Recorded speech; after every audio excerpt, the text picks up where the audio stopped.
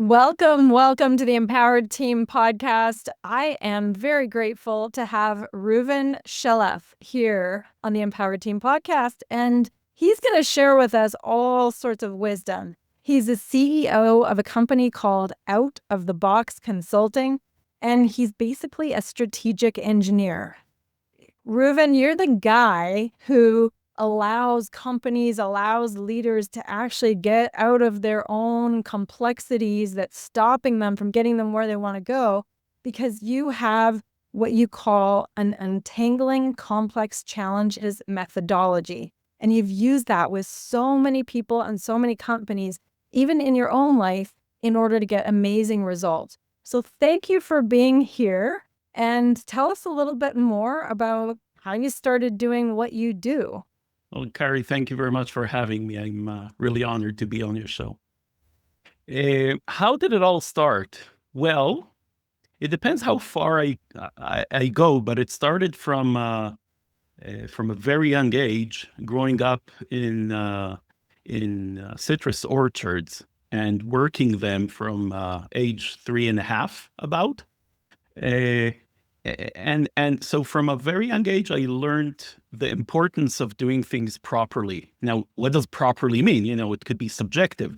So the good thing, I had an objective reference for doing things properly. Like if you don't water trees at a certain pace, or give them the food they need, or take off the pest plants climbing on them, they die. So it was a pretty objective reference. Or we didn't have municipal sewage lines. It was septic. So things would get broken and clogged because of the movement of the earth. And my dad would take me from, also not as young as 3.5, but 7, I think, I started working the sewage lines, as gross as that would be. So I learned to handle things that are messy, literally and figuratively, and learn how to deal with it without freaking out, without giving up. The whole idea of sticking to something. And fast forward another 10 or so years, I was for high school, I was in boarding school, again, agricultural. And there came in also the human aspect and the community aspect of how things can be done messy, how can things done cleaner. And I have a host of stories about learning how to do things in a way that not only get me through life and have the checkbox checked, but also enjoy the journey. So I learned during those formative years, I learned how to do things that are not fun generally, but get the most out of it, do the best I can, and enjoy the journey. Find the benefits of doing things that are not so pleasurable in theory or at large, and getting the most out of it. And I think that through that, and then military service, until I got to study engineering, at that time, I already had a good sense of how things can be done in a way where quality is really there, and the psyche is empowered to do so. So that's that's the first part of the story. Then there's the other part, but go ahead. Really great. So these formative years that you're describing, I'm so glad you started with that, because so many people dive right into their career, and the formative years, you have a clear understanding that this formed your affinity to quality. It formed your ability to find some joy or some enjoyment in a yucky situation, and that you recognize has helped you already before you even started a career, before you start your real real academic path in engineering, really all this learning has already happened. All this information and wisdom is already starting to be cultivated within you before the formal education of engineering and going into more work with business and whatnot. So it's very interesting, and I'm so glad you shared that. I have one question around that though. How is, I think this is hard for people. How did you learn in that formative time to be in those situations that might be complex, they might be messy, and still be able to enjoy that journey? How did you learn that part of it? Yeah. Today I know that it's in the realm of spirituality. And when I say spirituality, I mean nothing about religion. Not that I have anything against most parts of religion, but when I speak about spirituality, it's not related to religion, just to make that distinction. Then I had no idea. Today, after going through a growth and development journey and spiritual path, I understand better. Uh, but then it was the sensual aspects of things. So using my senses to ground myself in the matter. These are fancy words. Of course, as a kid or as a teenager, I had none of these words. In retrospect, I understand it now. But for example, if I'm dealing with, if I have to dig, a big part of my life was digging holes in order to plant trees, or to get to a pipe that is broken, or basically I had a deep relationship with Mother Earth. And initially, it was just a chore. It was hard work digging the holes. Sometimes the soil is very dry. It's very hard to dig, and figuring out how to overcome obstacles. And then I started noticing, for example, when the soil was wet, I enjoyed the smell. I just Mm. loved it. So I was looking forward to finding the wet soil. Mhm. And so the part that was dry was just the way to the destination. I Mhm. didn't care how long it takes me, because I know that I'm going to get to the wet soil there, and I'm looking forward to that smell. Mhm. Or when I would find all these creatures that live uh, a foot or two underneath the those worms, and what do you do with them? Like a whole world opened up. The discovery uh, was feeding me. So it was a sensual experience, smell, touch, the beauty of things. Like, as an adult, I had to relearn just observing nature. Mhm. And when I went through that journey as an adult, it brought me back to those magical moments of the blossom of the trees, the smells, the intricacies of the flowers of the citrus trees and the difference between them and all. I forgot all about it. But when I was there doing that, those were the things that simply connected me to, could say, grounded me, and I found fulfillment. So the mind chatter of, oh, I want to go play, or I want to do something else, or this is hard, took the back seat. And of course, with the help of my dad or my uncle, who forced me to do this, because it was, they had to force me every time, every Saturday or whatever. It was not that I fell in love with it at that point. In retrospect, it sounds very romantic. At the time, it wasn't easy to get me there. But when I was there, I found the joy, I found the connection. I love your description of this, because to me, when you describe the sensory experience and everything that you got out of it, uh and that is what helped you enjoy the journey.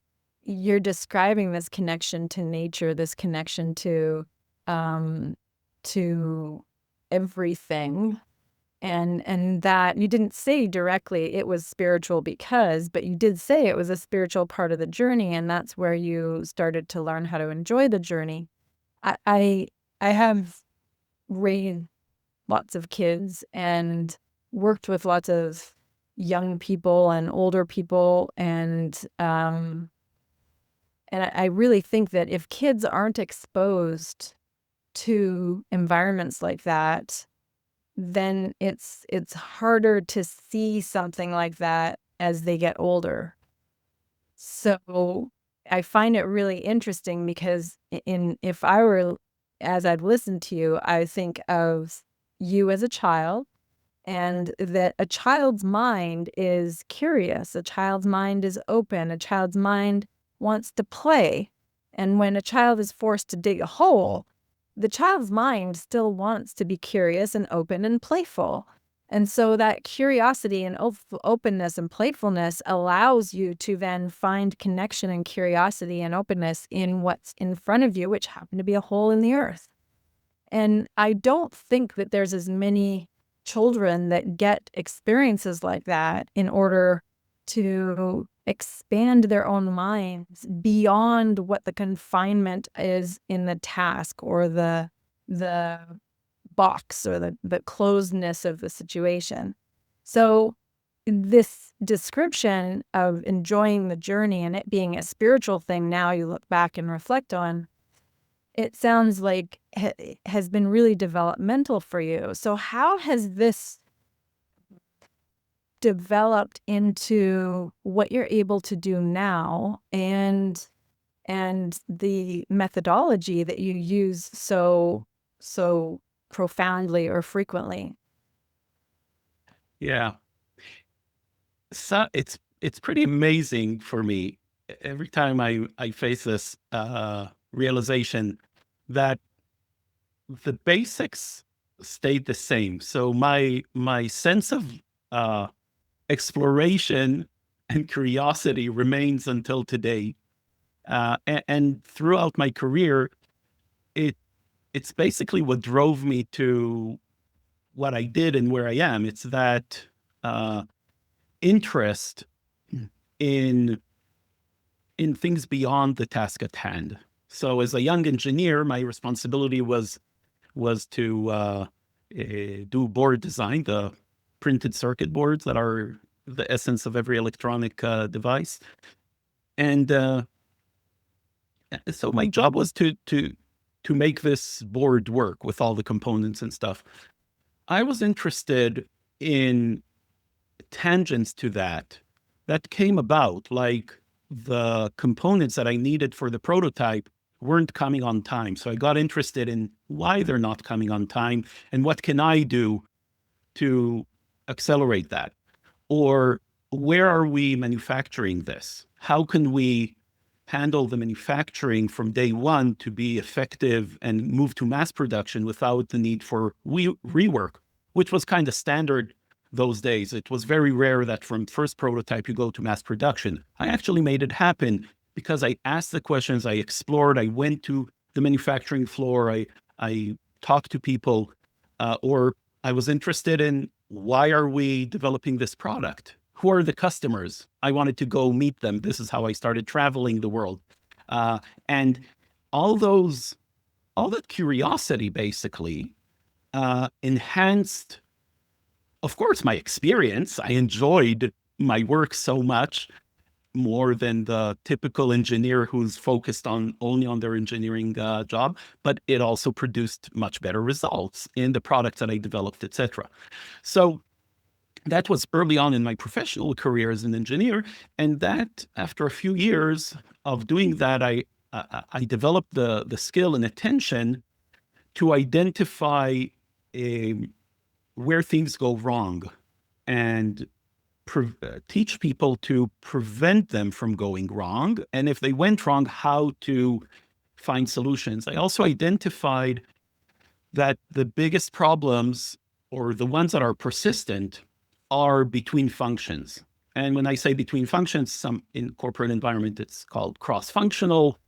It's between departments or different people.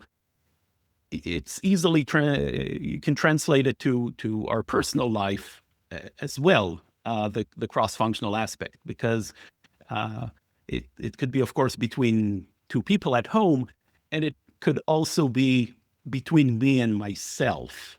So that's a whole world of the psyche and psychology.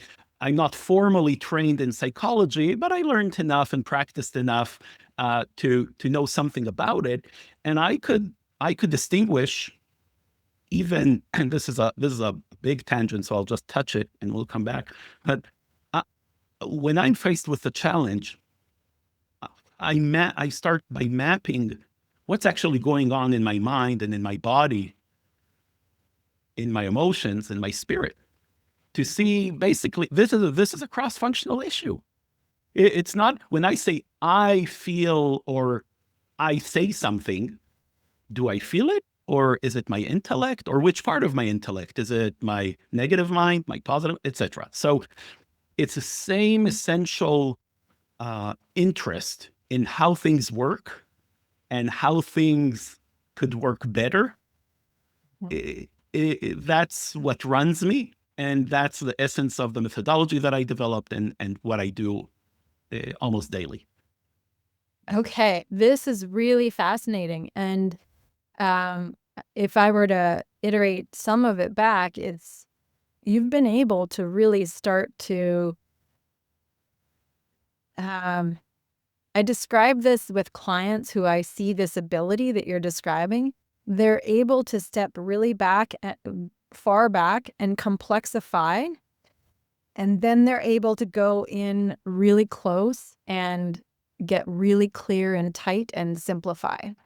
And so you've just described this thing that I've noticed in higher thinkers or higher level leaders. You just described it for yourself, and it sounds like you've actually been able to put a system around it so that people can figure out how to do this for themselves or whatever's causing a problem for themselves. So can you walk us through a little bit about how you would do your system of being able to untangle something that's really complex? What are some of the steps that you can share with us? Sure. The first, and thank you for describing it that way. That was profound. I loved it. Very, very well said. That ability. I sometimes I talk to people about the 60,000 feet versus in the trenches and connecting the dots, because that's where the magic is. Most people see either side, or either within the details or up there, and it's that connection that makes things happen effectively. So thank you for articulating that. You're welcome. A few steps in untangling complex challenges. The very first step is to document everything. The idea here is to take it out of our heads. When it's in our heads, it's by default convoluted, and it's very hard to see the trees from the forest, so to speak. So that's the very first thing. And yes, Kari, you wanted to say something. I know. I was going to say it's a very interesting thing because people,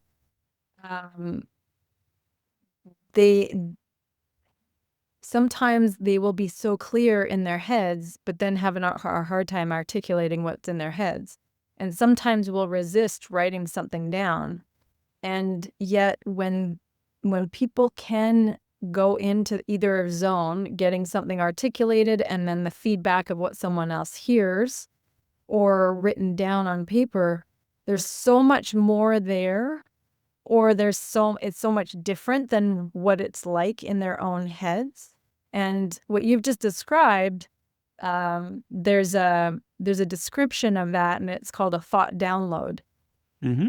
Get everything out, just dump it out, everything you possibly can about whatever is consuming the space or the energy, and get it out.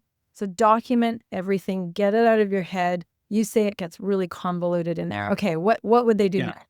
Yeah. Some call it brain dump. Yeah, And, brain and down, thought download. Yeah, exactly. and by the way, to the point that you mentioned that sometimes someone might feel that it's actually clear in their head and Mhm. find it hard to articulate. What helps there is to use a drawing or a Mm. graph or something like that. And you used the word map earlier, so Yes. visual. Yeah, definitely. Yeah. I wasn't aware that I used the word already because the next With step. mapping. Yeah, you said. Yeah. Okay. See, it's ingrained. I can't help it. Uh, so after everything is out there, we can start working with it. And working with it could be grouping the different items into specific groups or topics, identifying uh, who's who in the zoo, like different people, different companies, organizations, uh, groups of people, anything that is relevant to the specific story there, the specific challenge. We start distinguishing. It's not yet the granularity, but it's just grouping things in logical groups so we can look. Sometimes someone will do this articulation and it will be very short. Sometimes it will be extremely long. Mhm. So grouping it, taking the different aspects and grouping them into logical topics or areas helps a lot. At that stage, most people um, get so much value just by going through this step um, of connecting dots that are very hard to connect when it's all in the mind, but when it's on paper or these days electronically, many times they are able to do that much easier, and they already start seeing things. So that's a next step. Afterwards, speaking of a map, we take all those areas that were distinguished and we articulate the interfaces, the connections between them. Some don't have anything to do with each other, and some it's very clear that there is a connection. And here's another magical point where sometimes we think that there isn't a connection, but there actually is, or vice versa. So someone might be dealing with something in a certain area, and it's they think it's highly impacted by something else, where actually it's not really. It's in their mind that way, but not in reality. So that's where we start looking at things from a different set of eyes or a new context. That's where we look at the language. I mentioned it before. When I say I want X, who's the I that I'm referring to? Mhm. Looking a little bit inward and breaking it down, or looking at what is articulated as facts. Usually people tend to articulate everything as facts, but then we start looking, well, what is actually a fact and what is not? Meaning it could be a story we invented about what happened, or a meaning that we gave it, kind of our tainted glasses that through them we see everything. Mhm. So that's where the conversation goes into the world of what's actually happening, what is our mind telling us about what's happening, and how we can start dealing with things uh, coming from that place of awareness. So that's kind of the beginning. This is already a very rich territory, and from the sequence of the 7 steps to untangling complex challenges, we're somewhere in the middle uh, at this point. It's amazing what you described because in these steps, it's you can see how it gets really probably for someone going through it or an entity or company going through it, it gets really complex. And then it starts to kind of get a little more organized with the groups. And then it starts to get more specific in seeing the ties or the threads or the the connections between things, and that just the processing of those steps itself starts to create clarity by sorting through it, where it's harder to see the clarity when it's all just the ideas or the stories plus the facts plus the problem all kind of stuck in our heads. So it's already starting to get clearer. And give us a quick sense of what the next types of steps are to go through. Yeah. So after this place of creating a new context, then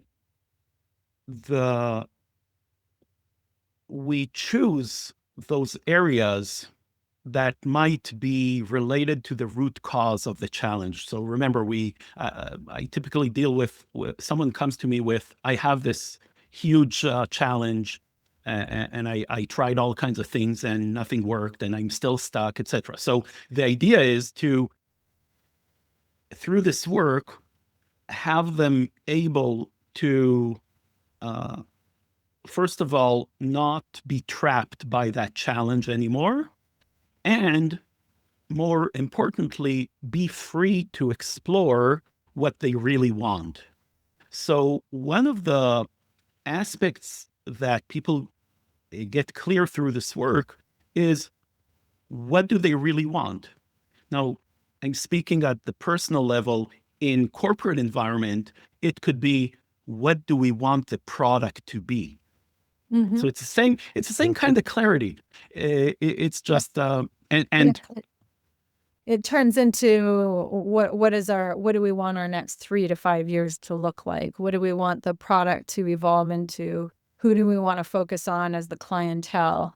Those types of, that ends up being the want for a business entity or a company.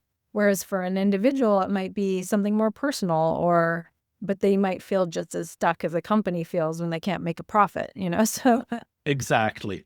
Or they're trying to build this complex system, and they tried all kinds of things and it keeps on failing and it's unclear why. So also, we didn't talk about symptoms and root causes, but basically this is a place where it's really important to move from symptoms to finding the root causes of things. Most people, both personally and in companies, spend a lot of time dealing with symptoms and not enough time digging. Not only time, sometimes it's lack of skill or experience. So I strive to teach my clients to get to the root causes, and then we handle the root causes so we actually transform the situation. We don't just keep on patching it, because until now they patched it a lot. When people come to me, they tried things. So the idea is to re-engineer the underlying issues, and this is true also for in personal situations. We re-engineer the underlying stuff so we can actually create something that we really want anew. Mm-hmm. Then, after identifying what we actually want, we can prioritize and rank the areas on the map and choose what we call the critical path. Every project manager or program manager knows this term very, very much. That's one of the most important things in any project, is to choose the critical path. What's really, really important, and what we need to focus our energy and resources on, where other things can be handled, but with less priority. So that is a place where people get seriously into action. And that's another magical moment, because until now they were, even if they had insights along the way and saw things differently and felt better about it, nothing really changed. Nothing materialistic changed, except if they took early action. And that also happens. Early on in the process, when I coach people, or mentor people, I tell them, this is a conversation you need to have with that person in order to move this. Mm-hmm. And many of those. typically. So progress is made even until this point. But at this point, where the critical path is identified, we basically create a structure for execution.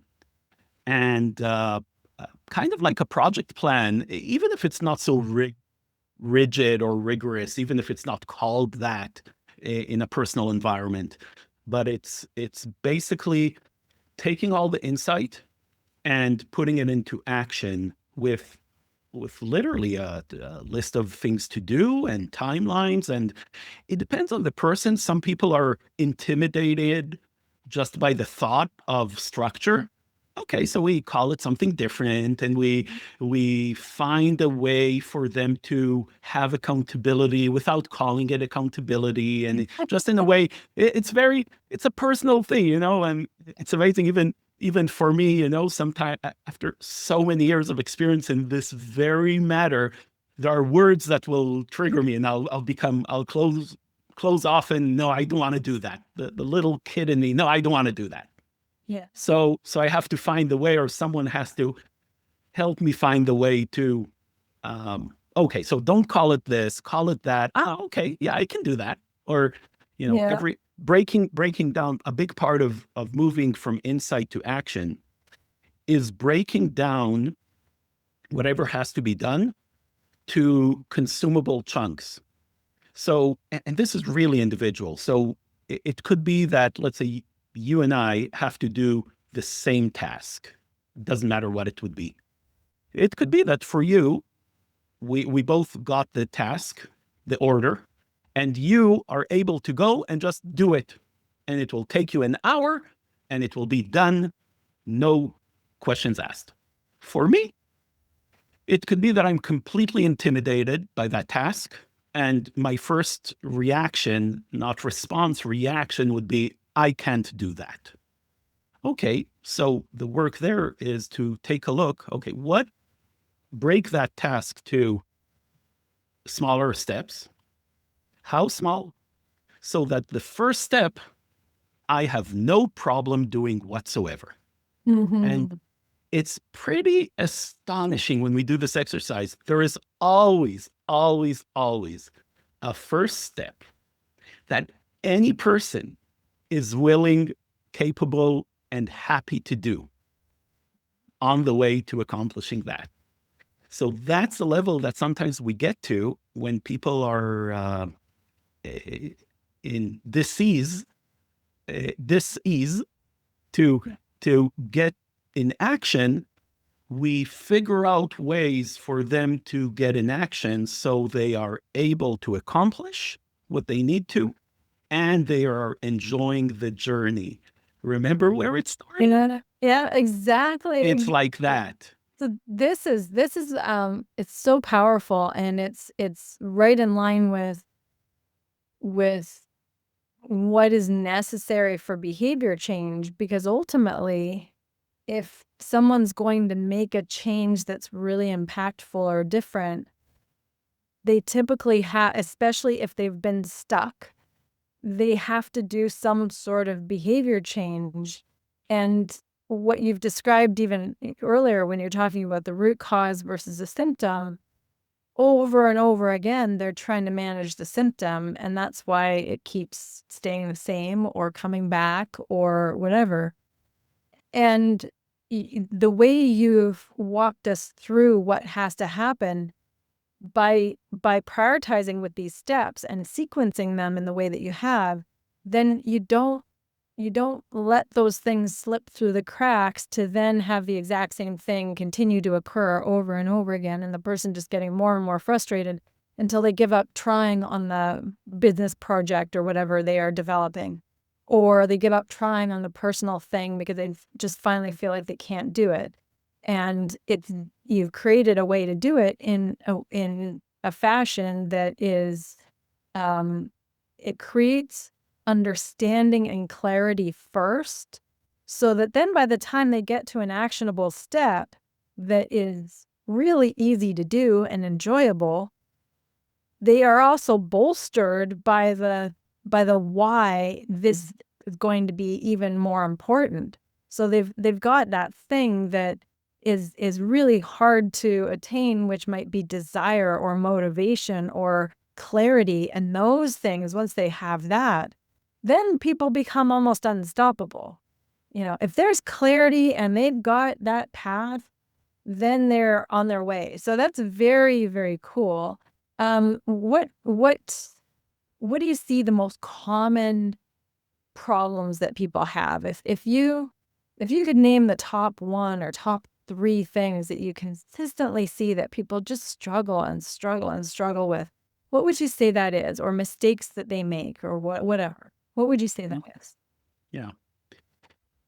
One is a lack of awareness to what's running the show internally.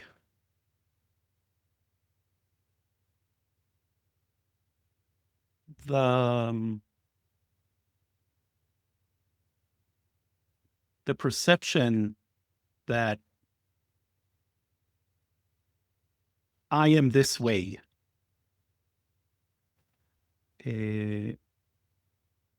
that's a starting point that is not enabling the transformation that you alluded to that is required.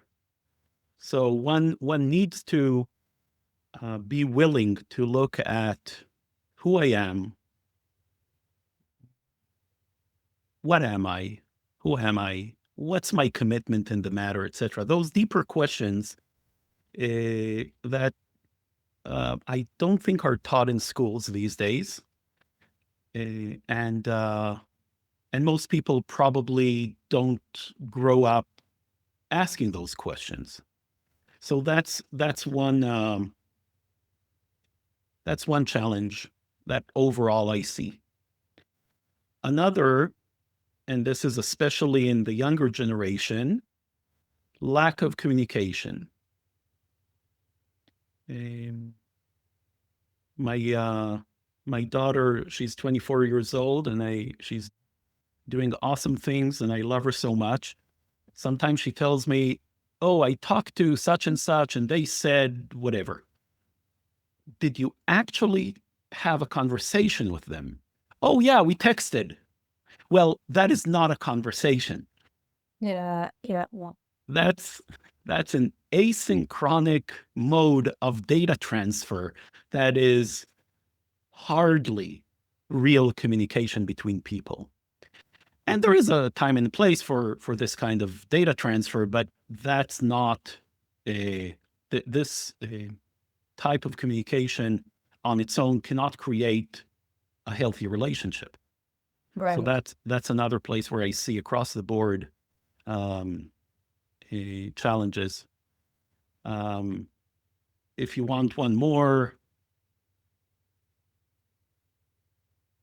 I would say this is more of a personal, it ties to my personal purpose in life too, but I really wish for people to be in alignment between who they are and what they do.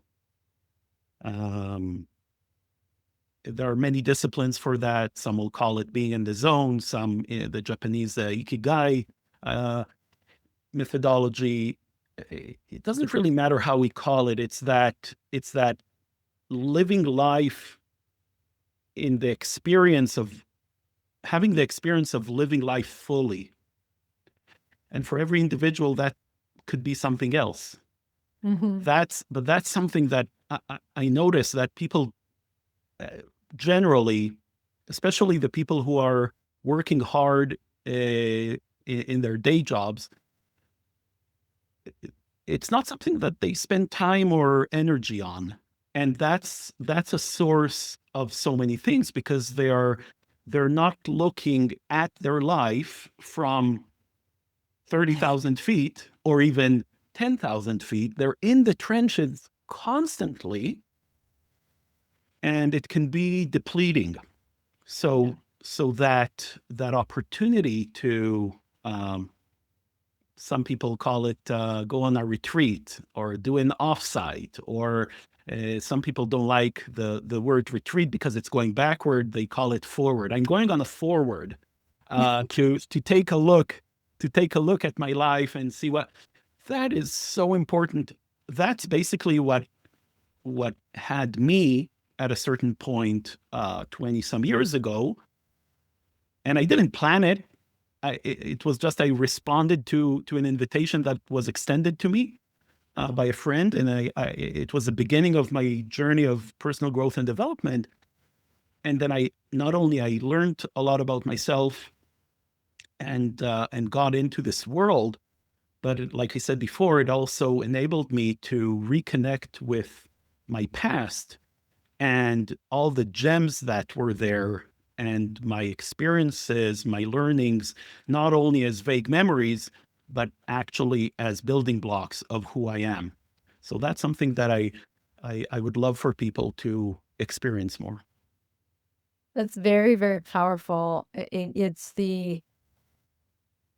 what I'm hearing is this combination of purpose and passion and values and action that people are congruent with. This is how they want to live their lives. And I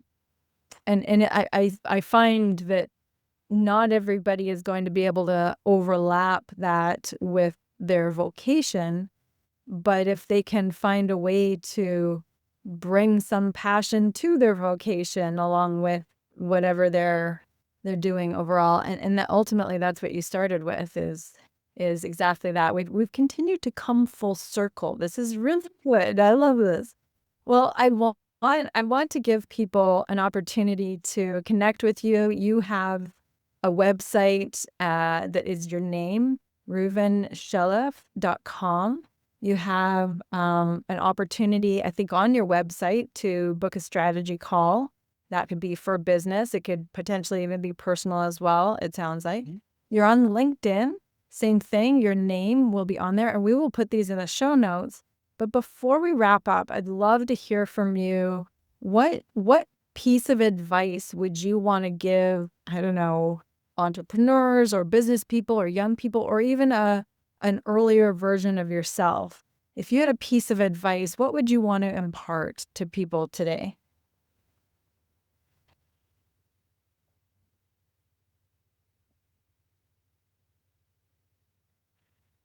My invitation to people is to discover who they are,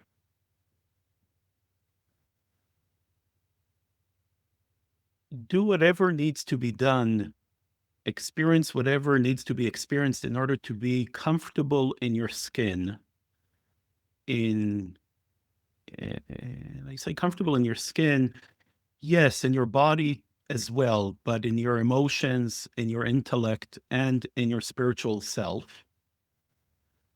And then look in your daily life on a daily basis, weekly basis, monthly, annual, and even longer.